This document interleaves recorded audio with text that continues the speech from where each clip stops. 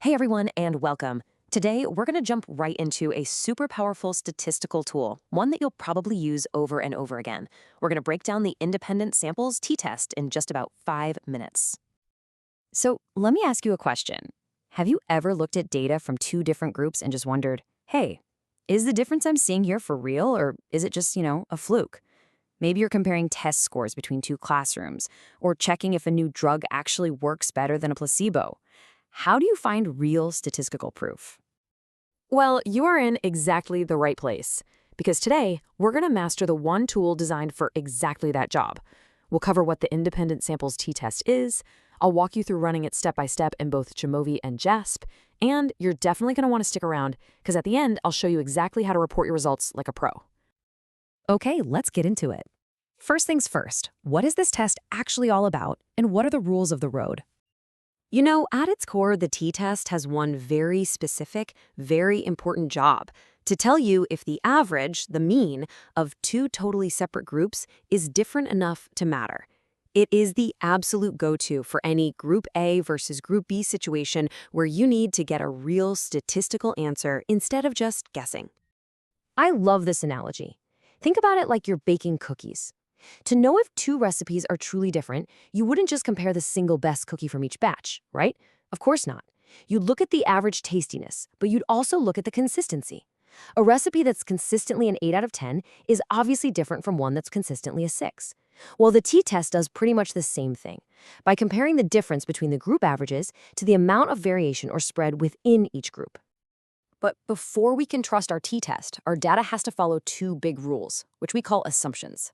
First step is normality. This just means the scores in each group should kind of form a bell curve. The second one is homogeneity of variances, which is just a fancy way of saying the data in both groups should be spread out about the same.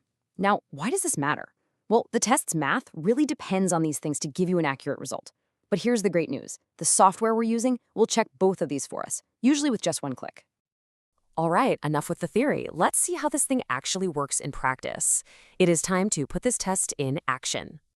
So whether you're using Jamovi or JASP, the whole process is really just a logical 4-step dance. First, you tell the software what you're measuring and which two groups you're comparing. Second, you run those super important assumption checks. Third, based on what those checks tell you, you pick the right version of the t-test. And finally, you add in the extra stats you need for your report, like the effect size. It's a really clean, simple path to getting your answer. And hey, if you're wondering which program to use, seriously, don't sweat it. As you can see here, Jamovi and JASP are basically twins when it comes to this test.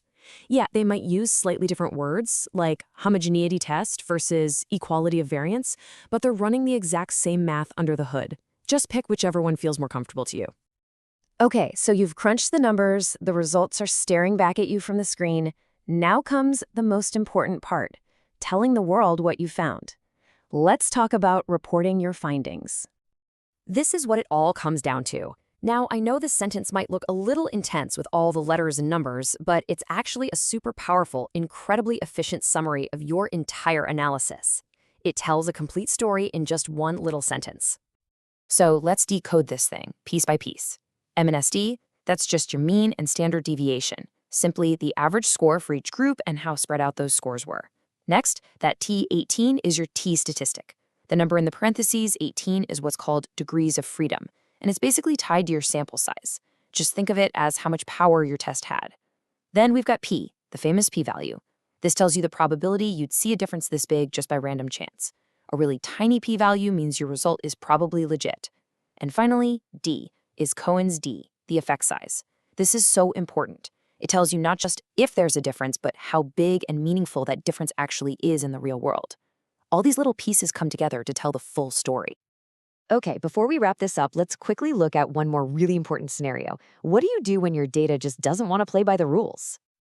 So, what happens if you run those assumption checks and you find out your data isn't normal or the variances are way off? Don't panic. Statistics has a backup plan for this. You simply switch to the alternative test, the Mann-Whitney U test. It's built right into Jamovi and JASP, and it's designed specifically for these exact situations. No problem. So look at that.